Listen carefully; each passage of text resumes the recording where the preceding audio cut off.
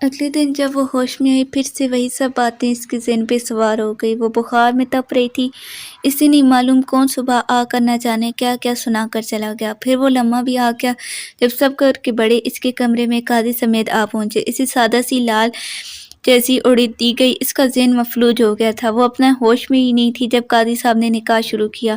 Anousheh بنت عاطف خان، آپ کا نکاح مومن بن عاصم خان سے ہونا قرار پایا۔ کیا آپ کو یہ نکاح قبول ہے؟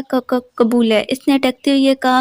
قاضی صاحب نے 2 مرتبہ پھر دہرایا۔ قبول ہے کہتے ہوئے اس نے اپنی آواز اجنبی سی لگی تھی، ہاتھ کانپے، دل لرزا۔ ایک قلم سے خود کا لکھ کر نام کسی کے، پوری زندگی جس شخص سے بھاگتی آئی تھی، آج تقدیر نے پکڑ کر اسی کے شخص کے نام کر دیا تھا۔ آہستہ آہستہ سب اسے اکیلا چھوڑ کر چلے گئے۔ آنسو اس کی آنکھوں سے رواں ہوئے، پورے کمرے میں صرف اس کی سیٹیاں ہی سنائی دے رہی تھی۔ نہ جانے کتنا ہی وقت وہ اپنی قسمت پہ روتی رہی۔ ہوش تب آیا جب گھر کی تمام خواتین دوبارہ اس کے کمرے میں آئیں اور اس کا منہ ہاتھ تلوا کر اس کمرے سے باہر لے آئی اور مومن کے کمرے میں چھوڑ کر دعائیں دیتی چلی گئی۔ ابھی کچھ دیر پہلے اس کا نکاح ہوا تھا، کل پوری رات وہ ڈیرے پر رہا، ایک منٹ کے لیے بھی اسے چین اور سکون نہیں ملا۔ وہ سوچ سوچ کر پاگل ہو رہا تھا کہ انوشے نے آخر اتنا بڑا قدم کیوں اٹھایا اور کس کی وجہ سے، اور اس بات کا بھی ملال تھا کہ انوشے نے اتنا بڑا قدم اٹھایا اور اسے رنگے ہاتھوں پکڑنے کے باوجود اس نے اسے زندہ کیسے چھوڑ دیا، اور دادا جی، تایا جان اور خطی کے چچا جان نے بھی انوشے کو کیسے کچھ نہیں کہا۔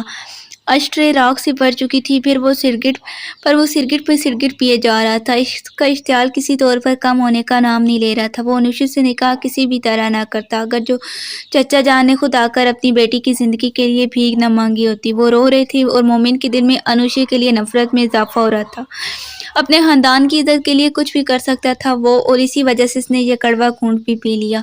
یہ واقعہ آدھی رات کو ہونے کی وجہ سے کسی بھی بیر والے کو علم تک نہ ہوا تھا۔ اس وقت گھر کے سارے ملازم گھر کو جا چکے تھے، اسی وجہ سے یہ معاملہ صرف گھر والوں تک ہی محدود رہا تھا۔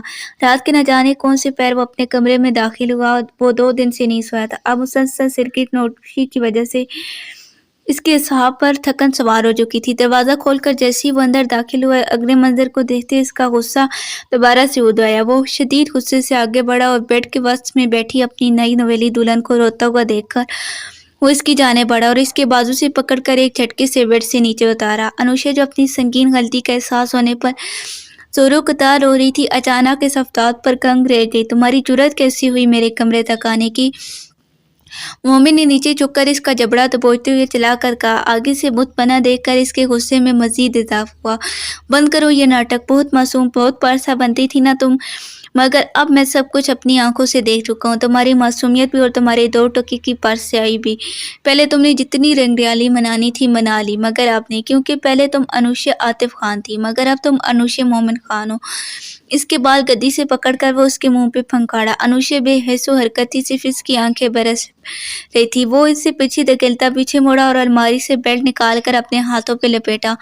اس کے ہاتھ میں بیلٹ دیکھ کر انوشے کی آنکھیں حد سے زیادہ پھیل گئی۔ اب بتاؤ کس کے ساتھ منہ کالا کرنے جا رہی تھی؟ اس نے بیلٹ کو ہوا میں بلند کر کے ایک زوردار ضرب لگائی۔ انوشا نے سسکتے ہوئے منہ پہ ہاتھ رکھ کر اپنی چیخ کا گلا گھونٹا۔ اسے اپنا ساتھ اس کا یہ سلوک بالکل بھی حق بجام لگ رہا تھا، کیونکہ اس کی غلطی ناقابل تلافی تھی۔ تمہیں ذرا احساس نہ ہوا؟ اپنے بوڑھے ماں باپ اور دادا جی کی عزت کو رولتے ہوئے اس نے دوسری زوردار ضرب لگائی۔ اسے ہوش نہیں تھا کہ بیلٹ کی ضرب کی جسم کے کس حصے پہ لگ رہی ہے، اور اب تم میرے کمرے میں میرے بیڈ پہ بیٹھ کر اپنے عشق کا غم مناؤ گی، اس نے کہتے ہوئے یہ تیسری ضرب لگائی۔ تم جیسی بے حیا، بے غیرت، کریکٹر لیس لڑکی کو میرے سر پہ باندھ دیا دادا جی نے۔ جیسے اس نے چوتھی اور آخری ضرب لگائی، انوشی کی چیخ ہوا میں بلند ہوئی تو جیسے وہ ہوش میں آیا، بیلٹ نیچے پھینک کر وہ بیڈ پہ جا بیٹھا اور اپنے دونوں ہاتھوں سے اپنے سر کے بال نوچنے لگا۔ انوشا، جسے آج تک کسی نے پھول سے بھی نہیں چھوا تھا، آج شادی کی پہلی رات اپنے شوہر سے جانوروں کی طرح مار کھا چکی تھی۔ مومن نے اسے اتنا مارا تھا کہ اب اس کا پورا منہ سوج چکا تھا، کمر، بازو اور ٹانگوں پر جہاں جہاں اس نے مارا تھا وہاں پر اب خون جم چکا تھا۔ اس کے آنسو معترض بہہ رہے تھے اور وہ مسلسل نیم بے ہوشی میں سرک رہی تھی، پر شاید ابھی تک اس ستم گر کو اس پر رحم نہیں آیا تھا کہ وہ اسے اٹھا کر بیڈ پہ لٹا دیتا۔ کہتے ہیں غصے میں انسان کی تمام سوچنے سمجھنے کی حصیں مفلوج ہو جاتی ہیں۔ وہ غصے میں ہمیشہ اپنے ہی نقصان کر بیٹھتا ہے، کچھ ایسی مومن کے ساتھ ہوا تھا۔ غصے میں کچھ دیر میں آकर کچھ دیر پہلے سے ویشیوں کی طرح مار چکا تھا، مگر اب اس کی سکیاں اسے تکلیف پہنچا رہی تھی۔ کل رات اسے تھپڑ مارنے کے بعد اس نے خود سے یہ عہد کیا تھا کہ اب وہ کبھی انوشے پر ہاتھ نہیں اٹھائے گا، مگر پتہ نہیں جب اس نے انوشے کو اپنے کمرے میں روتا ہوا پایا تو اسے نئے سرے سے انوشے پہ غصہ آیا۔ اسے لگا وہ اس کمرے میں بیٹھ کر اپنا سابقہ عشق کا غم منا رہی ہے، جس کی وجہ اس نے بنا سوچے سمجھے سے بے دردی سے مارا۔ مومن کے حساب سے وہ حق پر تھا کیونکہ اس نے غیرت کی وجہ سے یہ قدم اٹھایا تھا، مگر اب اسے کہیں نہ کہیں یہ احساس ہو رہا تھا کہ وہ اسے کچھ زیادہ ہی مار چکا تھا۔ آخر کچھ سوچ کر وہ اٹھا اور فرش پر گھٹنوں کے بل بیٹھا۔ اب تک انوشی کی سسکیاں بند ہو چکی تھی۔ انوشا اب تقریباً غندگی میں جا چکی تھی۔ مومن نے آہستہ سے اس کے رخسار پر ہاتھ پھیرا جہاں کچھ دیر پہلے خود اس نے بے رحمی سے مارا تھا۔ مومن کی طبیعت پر یکدم منو بوجھ آ پڑا۔ اسے اپنے بازو میں اٹھا کر آہستہ سے بیڈ پہ لٹایا اور واش روم سے فرسٹ ایڈ باکس لے کر آیا۔ بیڈ پر تھوڑی سی جگہ بنا کر اس کے پہلو میں بیٹھ گیا۔ فرسٹ ایڈ باکس ایک کپڑا نکالا اور اس کے بھگو کر آہستہ سے انوشے کا منہ صاف کیا، جو تھپڑ پڑنے کی وجہ سے سوج چکا تھا۔ کہیں کہیں نیل پڑے ہوئے تھے، ساتھ مومن کی انگلیوں کے نشان بھی اس کے نرم ملائم رخساروں پر واضح تھے اور ہونٹوں کے کنارے سے خون نکل کر سوکھ چکا تھا۔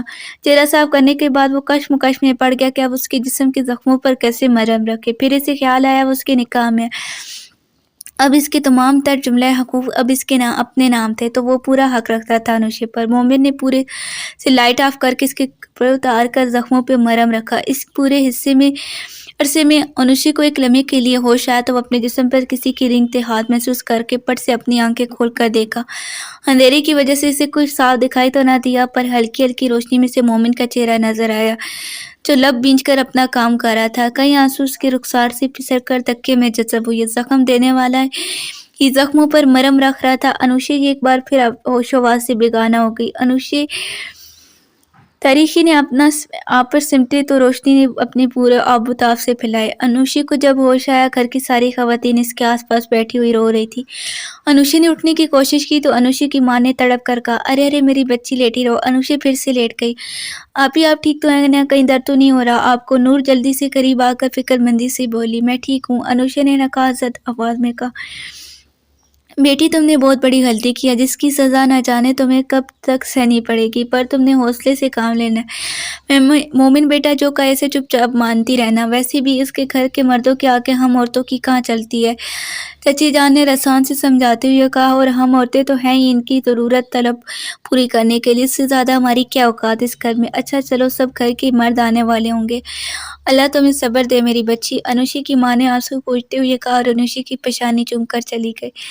رات کو مومن کھانا کھا کر اپنے کمرے میں پہنچا تو انوشی صوفے پہ بیٹھی کھانا کھا رہی تھی۔ کیا ہو کہ اب وہ صرف کمرے تک ہی محدود ہو گئی تھی، بیٹھ جانے پر پابندی تھی کیونکہ کوئی بھی اس کی شکل نہیں دیکھنا چاہتا تھا۔ اسے مکمل طور پر نظر انداز کرتا ہوا الماری سے کپڑے نکال کر باتھ روم میں گھس گیا۔ جب فریش ہو کر باہر آیا تو ڈریسنگ ٹیبل کے سامنے کھڑے ہو کر بال بلانے لگا۔ انوشی کو سمجھ نہیں آ رہا تھا کہ وہ مومن کی موجودگی میں کیا کرے۔ وہ کھڑی ہو گئی اور اپنے ہاتھ مروڑنے لگی۔ مومن اس کی طرف بڑھا، جیسے ہی وہ اس کے قریب پہنچا انوشی نے خوف سے آنکھیں مینچ لی، کھڑی کھڑی مرکبے میں چلی گئی اور ہٹو سامنے سے۔ وہ جو مومن سے کل کی طرح رویے کی منتظر تھی، پر یہ سب سن کر چونک کر مومن کو دیکھا جو ایک آئی برو اٹھا کر اسے دیکھ رہا تھا۔ بیری ہوگی، اب ہٹو بھی سامنے سے۔ مومن نے بازو سے پکڑ کر سامنے سے ہٹایا اور خود ہاتھ میں پکڑا ہوا تولیہ سٹینڈ پہ لٹکایا، بیڈ پر جا کر لیٹ گیا۔ انوشی کبھی ٹو سیٹر صوفے کو دیکھتی تو کبھی بیڈ کو، جہاں مومن آنکھوں پہ بازو رکھ کے سویا ہوا تھا یا سونے کی کوشش کر رہا تھا۔ آخر کچھ سوچ کر وہ بیڈ کی طرف بڑھی، بیڈ کے پاس جا کر آہستہ سے تکیہ اٹھا کر جیسے ہی صوفے کی طرف بڑھنے لگی، اس کی مری سی کلائی کسی فلودی گرفتار میں آ گئی۔ اس نے ہراساں ہو کر مومن کو دیکھا جو اس کی کلائی پکڑے سنجیدگی سے لیٹا ہوا سا دیکھ رہا تھا۔ مومن جو بظاہر تو سو رہا تھا پر اس کے تمام تر توجہ اس وقت انوشی پر ہی تھی۔ وہ اتنی نازک صورتحال میں کیا کرتی، مگر انوشی نے اسے چھوڑ کر ایک بار پھر سے اس کے غصے کو ہوا دی تھی۔ تم کیا سمجھ رہی ہو، ڈرامہ چل رہا ہے یہ سب؟ میں اپنے حق سے دستبردار ہو جاؤں گا تو محترمہ یہ غلط فہمی اپنے ذہن سے نکال دو، کیونکہ یہ نہ تو ڈرامہ ہے اور نہ ہی اپنے حق سے دستبردار رہوں گا، مومن نے کہتے ہوئے ایک ہی جھٹکے سے اپنے اوپر گرا لیا اور کروٹ کے بل سے نیچے بیڈ پہ ڈال کر اس کی سانسیں شدت سے قید کر گیا۔ انوشی اس کی قید میں پھڑپھڑا کر رہ گئی، پر مومن اس کے نازک جسم پر پوری طرح قابض ہو چکا تھا۔ صبح جس وقت اس کی آنکھ کھلی دوپہر کے 12 بج رہے تھے۔ اس کی نظر اپنے پہلو میں پڑی پر مومن وہاں نہیں تھا۔ یقیناً وہ سویرے اٹھ کر ڈیرے پہ چلا گیا ہوگا۔ انوشا نے بے اختیار سکون کی سانس خارج کی کیونکہ وہ اس وقت مومن کا سامنا نہیں کرنا چاہتی تھی۔ رات مومن نے اپنا حق حاصل کر لیا تھا اور وہ جب مزاحمت کرتی وہ اپنے عمل میں اور زیادہ شدت اختیار کرتا۔ بہرحال وہ اس کا شور تھا، اس کا حق تھا۔ مومن اپنی تشنشی مٹانے کے بعد منہ پھیر کر سو گیا تھا، پر وہ ساری رات روتی رہی۔ پھر نہ جانے کس پیر اس کی آنکھ لگی۔ وقت کا کام ہے گزرنا ہے، سو وہ گزرتا گیا۔ انوشا اور مومن کی شادی کو 3 ماہ ہو گئے، پر دونوں کے درمیان ایک انتھی دیوار حائل تھی، جیسی نہ مومن نے کبھی کوشش کی اور نہ ہی انوشا نے گرانے کی۔ پہلے دن کی طرح آج بھی مومن کی بے رخی ویسی کی ویسی برقرار تھی۔ البتہ اس تبدیلی یہ آئی تھی کہ ان دن میں وہ آزادی سے گھوم پھر سکتی تھی گھر میں، اور مومن بھی اب کام کے وقت انوشا کو بلا لیا کرتا کیونکہ انوشا مومن کے سارے کام خود اپنے ہاتھوں سے کرتی تھی۔ انوشا چائے لے کر کمرے میں پہنچی تو مومن حسب عادت بیڈ پہ نیم دراز موبائل میں مگن تھا اور ہاتھ میں آدھی جلی ہوئی سگریٹ تھی جس سے وہ گہرے گہرے کش لے رہا تھا۔ یہ آپ کی چائے، انوشا نے دھیمی آواز میں کہا، کیونکہ آج تک اسے مومن سے خوف آتا تھا، کیونکہ مومن کا اب کیسا موڈ ہو سمجھ نہیں آتی تھی۔ کبھی کبھی وہ بہت ہی مہربان ہو جاتا تھا اور کبھی کبھی مہربان سے حیوان بن جاتا تھا۔ رکو! انوشا جو سائڈ ٹیبل پر چائے رکھ کر جا رہی تھی، مومن کی بھاری گمبھیر آواز میں پکارنے پر خوف سے پلٹی۔ اسے کچھ وقت پہلے کا واقعہ یاد ہے جب پہلی مرتبہ مومن کے لیے اس نے چائے بنائی تھی۔ چینی زیادہ ہونے کی وجہ سے مومن نے چائے کا پہلا سوپ لیتی گرم گرم چائے انوشا کے اوپر پھینکتی۔ ڈر کی وجہ سے اس کی زبان لڑکھڑائی۔ ادھر آ کر بیٹھو۔ اسے بغور دیکھتے مومن نے اپنی ٹانگیں سائیڈ پہ کر کے اسے جگہ دیتے ہوئے کہا۔ انوشا ڈرتی ڈرتی وہاں پہ بیٹھ گئی۔ مجھ سے اتنا ڈرتی کیوں؟ تمہیں خاک تھوڑی نہ جاؤں گا، بیٹھو کچھ ٹائم، اپنے شوہر کو بھی دیا کرو۔ مومن نے اس کا ڈر ختم کرنے کے لیے کچھ شوخی سے کہا اور سگریٹ کا سارا دھواں انوشا کے منہ پہ چھوڑ دیا۔ جیسے ہی مومن نے دھواں اس کے چہرے پہ چھوڑا، انوشا کا دم گھٹنے لگ کر وہ منہ پہ ہاتھ رکھ کر واش روم کی طرف بھاگی۔ مومن کو تو کچھ سمجھ ہی نہیں آیا، فوراً واش روم کی طرف اس کے پیچھے بھاگا۔ وہ وہاں پہنچا تو وہ بیسن پہ جھکی ہوئی کیا کر رہی تھی۔ مومن نے اس کا رخ اپنی طرف پھیرا تو حیران رہ گیا۔ انوشا کا پورا چہرہ سرخ اور آنسوں سے بھیگا ہوا تھا۔ کیا ہوا ہے؟ تمہاری طبیعت تو ٹھیک ہے؟ ہاں میں ٹھیک ہوں، یہ الٹیاں تو پچھلے 2 دن سے آ رہی ہیں۔ پریشان ہونے کی ضرورت نہیں، شاید کچھ الٹا سیدھا کھا لیا ہوگا میں نے۔ انوشا نے ٹاول سے اپنا چہرہ صاف کرتے ہوئے اسے تسلی دیتے ہوئے کہا، کیسے ٹھیک ہو؟ میں ابھی ڈاکٹر کو فون کرتا ہوں، تم بیڈ پہ آرام سے لیٹو۔ وہ حیران تھا، اسے یقین ہی نہیں ہو رہا تھا جو کچھ ابھی کچھ دیر پہلے ڈاکٹر صاحبہ کہہ کر گئی تھی وہ باپ بننے والا ہے۔ اس کا دل خوشی سے ناچ رہا تھا۔ وہ چاہتا تو انوشا کو پکڑ کر سینے میں بھینچ کر، پر ہائے یہ جو ہمیشہ ان دونوں کے بیچ رہی تھی، اب وہ ایسے کرنے سے روک رہی تھی۔ کچھ عرصے بعد یہ منظر اسپتال کا، جہاں ایک کمرے میں پورا خاندان خوشی سے سرشار مومن اور انوشا کے بچوں کو دیکھنے کے لیے اکٹھا ہوا تھا۔ ہاں، اللہ کے کرم سے 2 جڑواں بچوں کی پیدائش ہوئی تھی، ایک بیٹی اور ایک بیٹا۔ انوشا کو ہوش آیا تو سب کو ہنستا مسکراتا دیکھ کر خوشی سے سرشار ہو گئی۔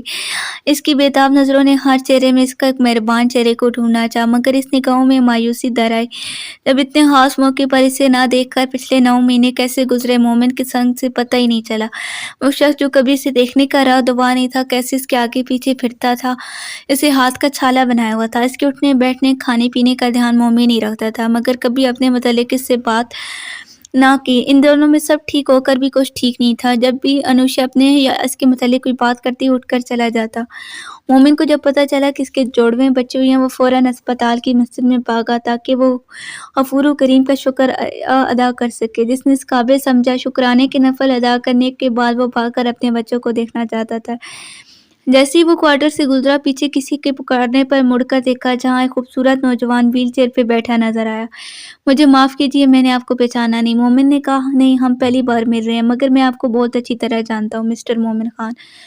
مومن نے الجھ کر اسے دیکھا۔ ابھی وہ کچھ بولنے والا تھا کہ وہ نوجوان بول پڑا، میرا نام سحیر عالم ہے، میں ایک جاگیردار گھرانے کا اکلوتا بیٹا ہوں۔ بچپن سے جس چیز پر میری نظر پڑی وہ میری ہو جاتی تھی، اور جو مجھے پسند آتی میں اسے اپنی ملکیت سمجھنے لگ جاتا۔ ایسی یونیورسٹی میں مجھے انوشا پسند آ گئی، معصوم چلبلی سی۔ میں نے اسے اظہار محبت کیا تو اس نے مجھے تھپڑ مار دیا، پوری یونی کے سامنے میری بے عزتی کی، جو مجھ سے بالکل بھی برداشت نہیں ہوا تھا۔ اب انوشا میری ضد بن گئی، میں نے ضد کی خاطر انوشا کے آگے پیچھے گھوم کر اسے اپنی محبت کے جال میں پھنسایا۔ جب وہ میرے بچھائی ہوئے جال میں پھنس گئی تو میں نے اسے برگرا کر گھر والوں کے خلاف کر کہ ہم بھاگ جاتے ہیں، کیونکہ ہمارے گھر والے کبھی نہیں مانیں گے۔ اس دن تو وہ مان گئی، پر نہ جانے اگلے دن اسے کیا ہوا۔ اس نے آ کر مجھے منع کر دیا کہ وہ میرے ساتھ کہیں نہیں جائے گی۔ مجھے اس پر بہت غصہ آیا کیونکہ مجھے اپنا پلان فیل ہوتا ہوا نظر آ رہا تھا۔ میں نے اسے ایک بار پھر سمجھانے کی کوشش کی مگر وہ اپنے گھر والوں کی عزت کی خاطر اپنے پیار کو بھی بلانا چاہتی تھی۔ جب اس نے مجھے صاف صاف منع کیا تو میں نے اس کی تصویریں دکھائی جو کہ کچھ عرصے قبل میں اس کی چوری چھپے لے چکا تھا اور انہیں فوٹو شاپ کر کے اسے دکھایا اور بلیک میل کیا کہ اگر اس نے مجھ سے شادی نہیں کی تو میں یہ ساری تصویریں نیٹ پہ اپلوڈ کر دوں گا۔ تو ایسے وہ مجبور ہو کر میرے اشاروں پہ ناچنے لگی۔ میں اسے کسی کو نہ بتانے کی دھمکی بھی دی تھی تو جو کہ کرامت ثابت ہوئی۔ میں نے اسے بگانے پر مجبور کیا۔ وہ روتی گڑ گڑاتی رہی مگر میں نے اس پر رحم نہیں کیا۔ مگر میں بھول گیا تھا ضروری نہیں وہ سب ہو جو ہم نے پلان کر رکھا ہو۔ کہتے ہیں نا کہ خدا کی لاٹھی بے آواز ہے۔ جس وقت وہ گھر سے بھاگی تم کہیں سے آ گئے اور اسے لے کر چلے گئے۔ میں ڈر گیا اور وہاں سے گاڑی بھگا کر لے گیا مگر مین روڈ پر میرا بری طریقے سے ایکسیڈنٹ ہو گیا اور میں چلنے پھرنے سے محروم ہو گیا۔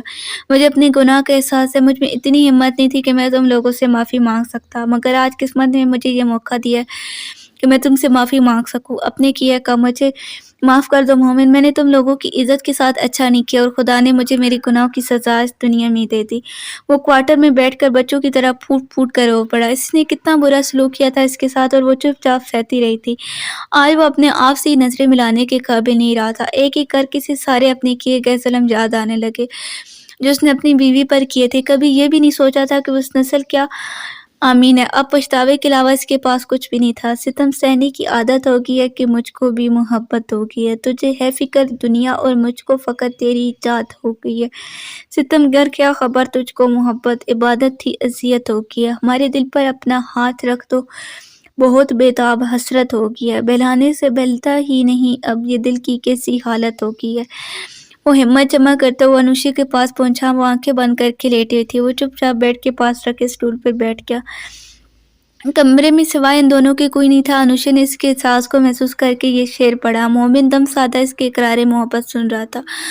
مومن اس کا ہاتھ پکڑ کر اس پر اپنا ماتھا ٹکا کر ایک بار پھر ضبط کھو بیٹھا تھا۔ آئی ایم سوری، مجھے معاف کر دو انوشی۔ میں تمہارا گناہ گار ہوں۔ میں نے تم پر بہت ظلم کیا، نہ کتنا برا سلوک کیا تمہارے ساتھ۔ تم چپ چاپ کیوں سہتی رہی؟ مجھے بتاتی تو صحیح۔ انوشی بے یقینی سے اسے دیکھ رہی تھی۔